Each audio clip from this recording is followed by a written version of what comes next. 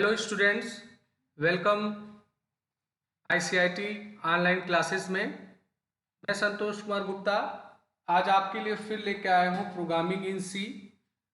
तो जो आज मैं आपको सब्जेक्ट पढ़ाने वाला हूँ वो आपका सी लैंग्वेज होगा। पिछले क्लास में हम लोगों ने सी लैंग्वेज के लूप के रिलेटेड कुछ प्रोग्राम देखे थे और उन प्रोग्राम का उद्देश्य केवल यही था कि आप लूपिंग का कॉन्सेप्ट जानें कि लूप कैसे चलता है, उसका सिंटेक्स कैसे होता है। अब हम लोग जो प्रोग्राम लूप के ऊपर बनाएंगे उनके लिए हम लोग कोई एक विशेष समस्या लेंगे और उस विशेष समस्या को सॉल्व करने के लिए हम लोग प्रोग्रामिंग करेंगे। तो आज मैं आपको दो प्रोग्राम डिमॉन्स्ट्रेट करने वाला हूं। एक है प्राइम नंबर और एक है आर्मस्ट्रॉन्ग नंबर। तो स्पेशली जब आप किसी डिप्लोमा, बैचलर या ओ लेवल जैसे कोर्सेज का एग्ज़ाम दे रहे होते हैं तो आपके एग्ज़ाम में बहुत ही इंपॉर्टेंट क्वेश्चन होता है। आपसे पूछा आता है कि ये प्राइम नंबर क्या होता है, ये आर्मस्ट्रॉन्ग नंबर क्या होता है। तो इसी से ही संबंधित मैं आज आपको क्लास पढ़ाने वाला हूँ। तो आपका क्लास स्टार्ट करने के लिए मैं टर्बो सी में चलता हूँ। तो मैंने यहाँ पर एक प्रोग्राम टाइप कर रखा है। इस प्रोग्राम का उद्देश्य ये होगा कि हम कंप्यूटर को एक नंबर इनपुट करेंगे और हमारा कंप्यूटर ये जस्टिफाई करेगा कि हमारा नंबर प्राइम नंबर है कि नहीं। तो पहले ये जानना जरूरी होगा कि ये प्राइम नंबर आखिर होता क्या है। तो प्राइम नंबर का जो परिभाषा है आपके सामने लिखा हुआ है। ये वो नंबर होते हैं जो 1 से तो डिवाइड हो जाएंगे या 1 के बजाय केवल खुद से ही पूर्ण डिवाइड होंगे, बाकी के किसी भी नंबर से ये डिवाइड नहीं होते हैं। जैसे उदाहरण के रूप में आप 7 को ले लीजिए। तो 7 1 से तो खैर सारे नंबर हो आते हैं पर 7 7 से ही पूर्ण भाज होगा। 17 को आप देख सकते हैं, 41 को ले सकते हैं, ये हमारे प्राइम नंबर हैं। पर अगर मैं बात करूं 9 का, 16 का, 10 का, तो ये नंबर कई नंबरों से भाज हो आते हैं। तो इस प्रोग्राम को बनाने का लॉजिक ये है कि हम अपने कंप्यूटर को सबसे पहले एक नंबर इनपुट करेंगे। हमारा कंप्यूटर उसको जांचेगा कि वो प्राइम नंबर है कि नहीं। तो देखिए मैंने यहाँ पे इस प्रोग्राम को बनाने के लिए एक वेरिएबल लिया है n वेरिएबल में मैं वो वैल्यू स्कैनएफ के माध्यम से इनपुट करा रहा हूँ, जिसे मैं जस्टिफाई करूँगा कि वो प्राइम नंबर है कि नहीं। फिर मैंने एक वेरिएबल लिया है a और a के जरिए मैं लूप चलाऊंगा। प्राइम नंबर जांचने का जो लॉजिक होता है, मान लेते हैं कि कोई नंबर आपने डाला 7, तो अगर आपको ये जस्टिफाई करना है कि 7 प्राइम नंबर है कि नहीं, तो आप 7 को 2 से डिवाइड करोगे, 3 से डिवाइड करोगे, 4 से करोगे, 5 से करोगे, 6 से करोगे, यानी 7 से जितने छोटे नंबर हैं 1 को छोड़ के आप सारे नंबरों से उन्हें भाग करोगे। अगर वो भाग नहीं हो पा रहा होगा तो आप बोलोगे कि ये प्राइम नंबर है। पर मान लेते हैं कि मैंने 9 डाला, तो 9 2 से तो नहीं होगा मगर 3 से हो जाएगा, तो आप तुरंत कहोगे कि ये प्राइम नंबर नहीं है। तो प्राइम नंबर को जांचने के लिए हम जो नंबर n में इनपुट करेंगे उस नंबर को 2 से लेके और उस नंबर से एक कम n-1 तक के नंबरों की हमें जरूरत पड़ेगी। तो इसलिए मैंने एक लूप लगाया है जो 2 से शुरू हुआ है और अगर आप देख रहे होंगे तो यहाँ लेस देन है, इक्वल का निशान नहीं है। तो मान लेते हैं आपने n में 7 दिया तो यह लूप 2 से लेके 6 तक चलेगा। तो ये हो गया उन नंबरों को जनरेट कराने के लिए जिनके द्वारा मैं जांचूंगा कि हमारा नंबर इनसे डिवाइड हो रहा है कि नहीं। तो आपको ही पता है कि ये मॉडुलस ऑपरेटर बहुत काम का ऑपरेटर होता है। तो यह पूरा का पूरा प्रोग्राम जो है वो इसी ही ऑपरेटर के माध्यम से बन रहा है। तो मैं यहाँ पे जांच रहा हूं कि जो हमारा n है क्या वो a से डिविजिबल है। तो n%a=0 कंडीशन का मतलब ये हुआ कि n में जो नंबर इनपुट किया गया है वो a के प्रत्येक नंबरों से डिवाइड होगा, उसका जो शेषफल आएगा अगर वो 0 है तो इसका मतलब वो डिवाइड हो गया है। तो अगर वो 0 आता है तो अभी चलो फ्लैग को आप इग्नोर कर दो, तो यहाँ ब्रेक लिखा हुआ है। तो ब्रेक एक कीवर्ड होता है जो स्विच स्टेटमेंट या लूप स्टेटमेंट के साथ यूज होता है। ब्रेक क्या करता है कि जिस लूप में आया है उस लूप को ये टर्मिनेट कर देता है। तो जैसे ही ब्रेक होगा आप लूप से बाहर आ जाओगे। अभी मैं यहाँ पे ये जांच रहा हूं कि अगर हमारा नंबर किसी भी ए के नंबर से डिविजिबल हुआ तो मैंने यहां ब्रेक लगा दिया। और मैंने यहां पे एक वेरिएबल लिया है फ्लैग। फ्लैग कोई कीवर्ड नहीं है, एक कॉन्सेप्ट होता है किसी भी प्रोग्रामिंग लैंग्वेज में। किसी एक विशेष पॉइंट को चेकआउट करने के लिए हम लोग फ्लैग कॉन्सेप्ट को यूज करते हैं, इसीलिए मैंने यहाँ पे फ्लैग लिया है। आप वेरिएबल कोई भी ले सकते हैं। तो अगर आप देख पा रहे होंगे तो मैंने यहाँ शुरुआत में इसकी प्रारंभिक वैल्यू 0 ली है, और अगर हमारा नंबर किसी नंबर से डिविजिबल हुआ तो यहाँ मैंने फ्लैग की वैल्यू 1 कर दी है।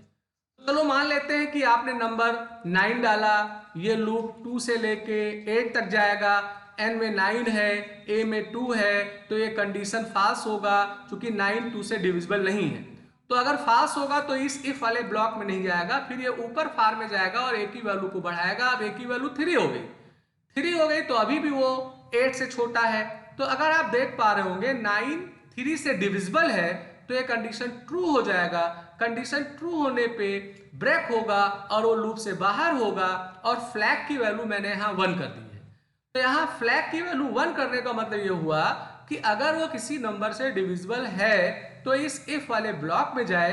अब मैं कैसे आइडेंटिफाई करूंगा कि वो ब्रेक हुआ है, इफ वाले ब्लॉक में गया है कि नहीं, इसलिए मैंने यहाँ फ्लैग की वैल्यू 1 ले ली है। और अगर वहीं आप कोई नंबर ऐसा देते हो जो प्राइम नंबर है तो आपका ये इफ कभी भी ट्रू नहीं होगा, और वो पूरे नंबरों से लूप चला के जांचेगा, किसी भी नंबर से भाज नहीं होगा। तो चूंकि फ्लैग की वैल्यू यहाँ मैंने 0 ही ले रखी है, इसलिए फ्लैग की वैल्यू 0 ही होगी। तो यहाँ मैंने नीचे जांचा है कि अगर फ्लैग की वैल्यू 0 है तो आपका मैसेज आएगा कि वो नंबर प्राइम है, और अगर फ्लैग की वैल्यू 1 है, 1 का मतलब अगर किसी नंबर से डिविजिबल हुआ तो फ्लैग की वैल्यू 1 करके वो ब्रेक होगा, तो यहाँ कंडीशन फाल्स होगा और वो बोल देगा कि ये नंबर डिविजिबल नहीं हुआ है, इसलिए नॉट प्राइम नंबर है। तो इस प्रोग्राम को अगर आप ध्यान से देखो तो मैंने जो लॉजिक लगाया है, सबसे पहला लॉजिक ये है कि मैंने 2 से लेके 8 कम तक के नंबर तक लूप चलाया है। प्रत्येक नंबरों से उसको मॉडुलस ऑपरेटर से मैंने भाग किया है, और भाग करने पे मैं रिजल्ट्स के जांचने के लिए फ्लैग का एक कॉन्सेप्ट होता है, उस कॉन्सेप्ट का मैंने प्रयोग किया है, और फ्लैग की वैल्यू मैंने ऊपर 0 रखी है और ब्रेक के पहले मैंने 1 लगाया है। तो अगर आपका किसी नंबर से डिविजिबल होगा तो वो प्राइम नंबर होगा। चलिए इस प्रोग्राम को जल्दी से कंपाइल करके देख लेते हैं। तो कंपाइल करने के बाद आप इसको रन करो। रन करने पे ऐसे मैंने 4 दिया, तो अगर आप देखोगे तो 4 2 से ही डिविजिबल हो जाएगा। तो 2 से ही जैसे डिविजिबल होगा आपका इफ का कंडीशन ट्रू हो जाएगा, और इफ का कंडीशन जैसे ट्रू होगा तो फ्लैग की वैल्यू 1 हो जाएगी, और हमारा इफ वाला कंडीशन एल्स में जाएगा तो वो आपको बोलेगा कि ये नंबर प्राइम नहीं है। पर अगर इसी प्रोग्राम को दोबारा रन करके मैं 7 डालता हूं तो 7 जो होगा वो 2 से लेकर 6 तक के किसी भी नंबर से डिविजिबल नहीं हो रहा है। तो आपका इफ वाला जो ब्लॉक लगा हुआ है जिसमें फ्लैग इक्वल 1 है उसमें वो प्रवेश नहीं करेगा। पूरा लूप खत्म होकर जब नीचे आएगा तो चूंकि फ्लैग की वैल्यू एकदम ऊपर 0 लिखी हुई थी तो फ्लैग की वैल्यू 0 ही रह जाएगी, तो वो आपको बताएगा कि ये नंबर प्राइम है।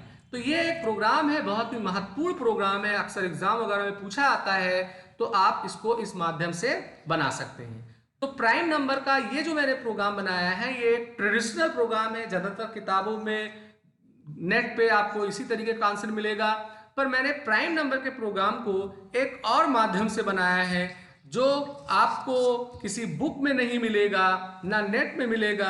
आप कह सकते हो कि मैंने अपने अनुभव से बनाया है। इस प्रोग्राम को मैं कैसे बना रहा हूं आप देख लीजिए। तो देखिए इस प्रोग्राम को बनाने के लिए लॉजिक तो वही है कि मैंने नंबर इनपुट किया, 2 से लेके लेस देन n तक लूप चलाया, n को a से भाग करके चेक किया और यहां मैंने ब्रेक किया। अभी इस प्रोग्राम में फ्लैग नाम के कॉन्सेप्ट का प्रयोग नहीं कर रहा हूं। सोचने वाली बात है, अगर आपने n की वैल्यू 7 दी तो उस स्थिति में फार लूप पूरा चलेगा। फार लूप पूरा चलने का मतलब इस फार लूप से वो बाहर तब आएगा जब ये कंडीशन फॉल्स होगा। कंडीशन फॉल्स होगा कब? जब a की वैल्यू बढ़ते बढ़ते यहां 7 हो जाएगी तो ये कंडीशन फॉल्स हो जाएगा क्योंकि यहां इक्वल ऑपरेटर नहीं लगा है। और कंडीशन अगर फॉल्स होगा तो वो लूप से बाहर आएगा। बाहर आने पे a की वैल्यू चूंकि पूरा लूप चला था तो बाहर आया तो 7 हुआ तभी बाहर आया, तो ए की वैल्यू 7 होगी। वही अगर आप देते हो 4, तो 4 अगर देते हो तो वो तुरंत पहले 2 से ही डिविजिबल हो जाएगा और ये ब्रेक हो जाएगा। तो लूप यहां चूंकि 1 टाइम चला, इसलिए लूप वाले ए की वैल्यू केवल 2 ही रहेगी और वो पूरा बाहर आ जाएगा। तो मैं इसी लॉजिक को यहां चेक कर रहा हूं कि अगर लूप वाली वैल्यू आपके द्वारा दिए गए नंबर के इक्वल है तो इसका मतलब पूरा लूप चला है। समझिएगा, यहां पे एन की वैल्यू मैंने 7 दी थी, ए की वैल्यू जब 7 होगा तभी वो लूप से बाहर आएगा। चूंकि किसी भी नंबर से वो डिविजिबल नहीं हुआ है इसलिए कंडीशन ट्रू हो जाएगा और आपको बताएगा कि ये प्राइम है। वहीं अगर आप 4 देते हो तो 4 ए के वैल्यू 2 से ही डिविजिबल होकर ब्रेक हो जाएगा और ए की वैल्यू 2 ही रहेगी, यानी आपका लूप पूरा नहीं चला, बीच में ही वो बाहर आया ब्रेक के जरिए, तो यहां कंडीशन फॉल्स होगी और आपको वो नॉट प्राइम कर देगा। तो अगर आप इस प्रोग्राम को देख रहे होंगे तो इसमें एक परिवर्तन यह है कि मैंने फ्लैग का कॉन्सेप्ट नहीं यूज किया है। मैंने यहां पर यह जांचा है कि लूप हमारा पूरा चला है कि नहीं चला है, उसको जांचने के लिए ये कॉन्सेप्ट मैंने लगाया है। तो अगर आप इस प्रोग्राम को एग्जीक्यूट करके देखो तो 9 अगर आपने दिया तो यहां आया नॉट प्राइम। क्यों आया? चूंकि 9 जो है वो 2 से तो नहीं डिवाइड हुआ पर 3 से डिवाइड हो गया, तो ए की वैल्यू 3 जब थी तो कंडीशन इफ वाला ट्रू हुआ और आप ब्रेक से बाहर आ गए तो ए की वैल्यू 3 है और एन की वैल्यू 9 है, तो कंडीशन फॉल्स हो गया। अगर मैं इसी प्रोग्राम को दोबारा रन करता हूं, दोबारा रन करने पे मैंने मान लो 11 दे दिया, तो 11 को ध्यान दीजिए 2 से लेके 10 तक के किसी भी नंबर से डिवाइड नहीं होगा। ऐसे परिस्थिति में ए की वैल्यू जब 11 होगी तो वो लूप टर्मिनेट हो जाएगा और ए की वैल्यू चूंकि 11 हुई और एन में आपने 11 डाला था तो इफ वाला नीचे कंडीशन ट्रू हो जाएगा, इसलिए आपको वो कहेगा कि ये नंबर प्राइम है। तो ये आपके ऊपर है, आपको पहला वाला प्रोग्राम अगर इजी लगा हुआ हो तो आप उस माध्यम से इसको बना सकते हैं, पर अगर ये वाला प्रोग्राम आपको इजी लग रहा हो तो इसके भी माध्यम से आप प्रोग्राम बना सकते हैं। तो फ्रेंड्स, ये एक प्रोग्राम था प्राइम जो बहुत जरूरी प्रोग्राम था। अगर इस प्रोग्राम में आपको कोई समस्या होगी तो आप व्हाट्सएप के जरिए या मेरे वीडियो के नीचे कमेंट डाल के इसे आप पूछ सकते हैं। अब मैं आपके सामने एक प्रोग्राम लेके आ रहा हूं। इस प्रोग्राम में जो लॉजिक लगाया गया है, इस लॉजिक के माध्यम से कई क्वेश्चंस बनते हैं। तो अक्सर आपसे कहा जाएगा कि कोई इंटीजर नंबर डालो, उसको रिवर्स में प्रिंट करो। ऐसे 123 डाला तो 321 प्रिंट हो जाए। आपसे अक्सर कहा जाएगा कि कोई आप डिजिट डालो, ऐसे 123 डाला, इस नंबर के प्रत्येक डिजिट का सम चाहिए। तो मैं ये चाहता हूं कि मैं एक नंबर इनपुट करूं। उदाहरण के तौर पे मान लो आपने 59 डाला तो वो 5 और 9 को ऐड करके दिखा दे। तो जो नंबर आपने इनपुट किया है उसमें उपस्थित प्रत्येक डिजिट्स का मुझे सम चाहिए। तो सबसे पहले मैंने यहाँ एक नंबर इनपुट किया है। नंबर इनपुट करने के बाद मैंने एक लूप लगाया है। लूप को मैं अभी आपको आगे समझाता हूं। अभी फिर देखो यहाँ पे परसेंटेज वाला ऑपरेटर फिर एक अहम रोल अदा कर रहा है। तो मान लो आपने n में 123 डाला तो आपकी अब अगली आवश्यकता होगी कि एक एक डिजिट अपने 123 से निकाले जाएं। तो आपको संभवतः पता होगा कि किसी भी नंबर को अगर 10 से डिवाइड करके उसका शेषफल निकाला जाए तो उसका जो लास्ट वाला डिजिट होता है वो आपको मिलेगा। तो चूंकि n की वैल्यू अगर मैंने 123 डाली है तो n को अगर आप 10 से डिवाइड करोगे तो 12 बार जाएगा। 120 को 123 से घटाओगे तो शेषफल आपका 3 बचेगा। तो ये जो पहला वाला लाइन लिखा हुआ है मेरे दोस्तों, इस वाले लाइन का उद्देश्य है कि ये रिमाइंडर निकालने का काम करेगा जो डिजिट डाला है। अब जो आपने रिमाइंडर निकाला उसका सम नाम का मैंने वेरिएबल ले रखा है। पहले भी मैंने बताया था कि जब कई नंबरों का सम पाना हो तो एक वेरिएबल लेके उसकी वैल्यू आप 0 कर देंगे। यहां मैंने सम में m को ऐड कर दिया। तो अभी क्या हुआ कि जो 123 का 3 था वो निकला, सम की वैल्यू 0 थी, m में 3 था तो सम में आया 3। याद रखिएगा सम में 3।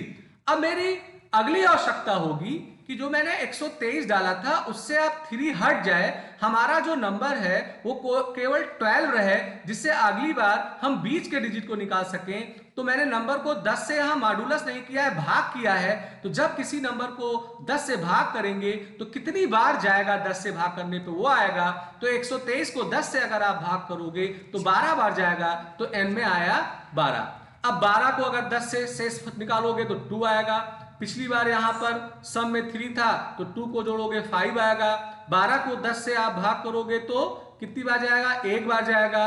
तो n में अब 1 आया तो 1 जो है वो 10 से भाग नहीं हो पाएगा, तो यहां पर आपका 1 ही शेषफल रह जाएगा।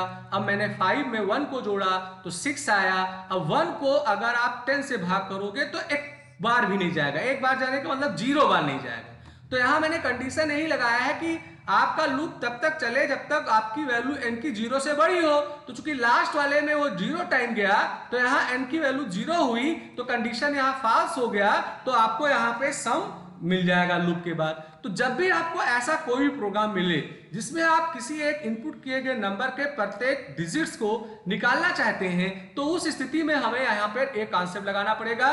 पहले 10 से उसका शेषफल निकालिए और फिर 10 से उसको भाग करके कितनी बार गया उस लास्ट डिजिट को वहां से हटाने का काम करिए। तो अगर इस प्रोग्राम को आप रन करते हो तो इस प्रोग्राम को एग्जीक्यूट करने पे जैसे मैंने 444 डाला तो 444 डालने पे तीनों का सम जो होगा वो 12 होगा। अब मैं अगर इसे रन करता हूं, यहाँ पे मैं 11 डालता हूं तो आंसर 2 आएगा। अगर मैं रन करता हूं, यहाँ पे डालता हूं 59 तो यहाँ पर आएगा 14। तो चाहे डिजिट आप कितने भी संख्या का देंगे, उन संख्या का जो सम होगा वो आपके स्क्रीन पे आ जाएगा। तो ये एक डेमोन्स्ट्रेशन था स्पेशली समझाने के लिए कि कैसे डिजिट्स हटाया जाता है, कैसे डिजिट पाया जाता है, और इसी से ही कई एक्सरसाइज के क्वेश्चन बनेंगे जो मैं आपको आपके व्हाट्सएप ग्रुप में दूंगा, आप उसका कोशिश करेंगे बनाने के लिए। अब एक अहम प्रोग्राम और है, मैं उसे भी समझाना चाहता हूं, आर्मस्ट्रांग। आर्मस्ट्रांग नंबर क्या होते हैं पहले जाना जाए। आर्मस्ट्रांग नंबर जो होंगे वो एक डिजिट के भी हो सकते हैं, 2, 3, 4, 5 कितने भी डिजिट के हो सकते हैं। तो कोई ऐसा नंबर मान लेते हैं 153, कोई ऐसा नंबर जो आपने इनपुट किया उसमें सबसे पहले ये पता करना है कि ये कितने डिजिट का है।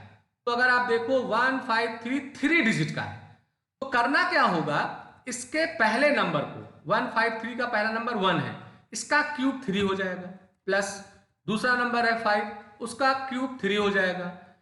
क्यूब का मतलब सॉरी पावर, यानी 1 का पावर 3, 5 का पावर 3, 3 का पावर 3। तो इनको अगर आप सम करोगे तो नंबर वही आना चाहिए जो आपने इनपुट किया था। तो ये आपका आर्मस्ट्रांग नंबर कहलाएगा। जैसे उदाहरण के रूप में अगर आप एक नंबर ले लेते हैं 5, 6, 8, 5, तो अगर देखो तो ये 4 डिजिट का है। तो 4 डिजिट का है तो इसका आपको पावर कैसे निकालना होगा, 6 का पावर 4, फिर आपको इसे क्या करना है प्लस 7 का पावर निकालना है आपको 4 से, मानी 4 घात उसका रहेगा, n जो रहेगा वो 4 रहेगा चूंकि ये 4 डिजिट का है। फिर यहां पर आया प्लस पावर, हमें निकालना है तीसरी डिजिट है 8, इसका पावर 4, फिर मुझे निकालना है प्लस इसका पावर मुझे निकालना है लास्ट डिजिट का 5 का 4। तो होगा क्या कि पहली डिजिट तो आपके इनपुट किए गए नंबर की होगी, और चूंकि नंबर जो आपने इनपुट किया है वो 4 डिजिट का है, इसलिए इसका जो स्क्वायर होगा वो 4 हो जाएगा। अब इसको सॉल्व करने पे जो सम आएगा, अगर वो सम इक्वल हो जाता है आपके इनपुट किए गए नंबर से, तो उसे हम लोग आर्मस्ट्रांग नंबर बोलते हैं। तो इस प्रोग्राम में हमें क्या करना होगा, सबसे पहले एक नंबर इनपुट करेंगे, हमें ये जांचना जरूरी होगा कि वो जो नंबर है वो कितने डिजिट का है, क्योंकि नंबर आप डिजिट का ही आपका यहाँ पर पावर बनेगा। तो मैंने क्या किया है, यहाँ पर एक नंबर इनपुट किया है, नंबर को इनपुट करने के बाद यहाँ मैंने जो लाइन लिखा है मैं अभी इसे आपको समझाऊंगा। सबसे पहला जो मैंने कॉन्सेप्ट लगाया है, इस कॉन्सेप्ट का उद्देश्य है ये जांचना कि हमने जो नंबर डाला है वो कितने डिजिट का है। तो यहां अगर आप देख पा रहे होंगे तो मैंने व्हाइल लूप चलाया है n ग्रेटर देन 0 करके, और नंबर को काउंट करने के लिए मैंने एक d वेरिएबल लिया है, d की वैल्यू 0 है तो ये लूप में पहली बार आएगा। मान लो आपने 123 डाला तो 123 0 से बड़ा है तो d की वैल्यू एक बड़ी होगी। अब इसका काम है कि n में जो नंबर है उसको एक एक हटाने का काम करेगा, और जब तक हटाएगा जब तक n की वैल्यू 0 से बड़ी रहेगी। तो ये लूप जितनी बार चलेगी उतनी बार डी का इंक्रीमेंट होगा, तो इससे आपको डी का मिल जाएगा कि नंबर ऑफ डिजिट कितने आपने डाले। अगर आपने 123 डाला तो ये लूप 3 बार चलेगा, 1214 डाला तो 4 बार चलेगा, आपने 6 डाला तो 1 बार चलेगा। तो डी में हमें पता लग जाएगा कि हमारा नंबर जो है वो कितने डिजिट का है। अब अगर आप देखो तो एन में जो नंबर मैंने डाला था वो नंबर बार बार यहाँ पे 10 से डिवाइड हो रहा है, तो लास्ट में n की वैल्यू यहाँ 0 हो जाएगी और n की जरूरत हमें आगे प्रोग्राम में लगेगी, इसीलिए n की वैल्यू को मैंने यहाँ पे n1 में स्टोर कर लिया था। अब चूंकि यहाँ पर ये पूरा लूप जब चला तो n की वैल्यू 0 हो गई, तो हमने n1 के द्वारा फिर n में वो वैल्यू वापस ले लिया जो वैल्यू मैंने डाला था। अब आर्म स्ट्रांग को जांचने के लिए मैंने क्या किया है, क्योंकि जितने नंबर ऑफ डिजिट्स होंगे आपके नंबर में उतनी बार लूप चलेगा, इसलिए यहाँ पर मैंने ग्रेटर देन 0 का कंडीशन लगाया है। अब मैं यहाँ a के द्वारा n के जरिए 10 से उसका मॉडुलस निकाल रहा हूं, तो ये क्या करेगा कि 123 डाला है तो 3 आ जाएगा। अब यहाँ पाव एक फंक्शन है, हमारे C के अंदर एक रेडीमेड फंक्शन है, इससे आप पावर निकालने का काम करेंगे। तो यहाँ A में जो 3 निकला था वो होगा, D में जो ऊपर काउंट हुआ था कि कितने डिजिट का नंबर है उसका ये पावर हो जाएगा, और पावर निकलने के बाद सम में वो जुड़ जाएगा। और फिर मैंने यहाँ पर अपने प्रोग्राम को चेक करने के लिए यहाँ पे प्रिंटफ के जरिए इसे प्रिंट भी किया है कि हमें हर संख्या का जो पावर हो रहा है वो हमें दिख जाए, और ये एक नंबर हटाने के लिए हुआ। तो ये क्या करेगा, एक डिजिट निकालेगा, उसका सम करेगा। फिलहाल इस प्रिंटफ की अभी जरूरत हमें नहीं पड़ रही है, इसे मैं हटा देता हूं। तो ये एक नंबर निकला, और एक नंबर निकलने के बाद उसका पावर मैंने निकाला डी के जरिए, फिर एक नंबर हटाया, तो ये सम में ये पूरा फंक्शन करता रहेगा। अब फंक्शन करने के बाद अब जो सम आए वो आपके द्वारा इनपुट किए गए नंबर के इक्वल हो, इसलिए मैंने यहाँ इफ से जांचा है। और n मैंने नहीं लिखा है, n1 लिखा है, चूंकि n फिर यहाँ पे 0 हो जाएगा, इसीलिए मैंने ऊपर n1 में वैल्यू डाल लिया था n का। और अगर ये कंडीशन ट्रू है तो आर्म स्ट्रांग होगा, अदरवाइज कहेगा आर्म स्ट्रांग नहीं है।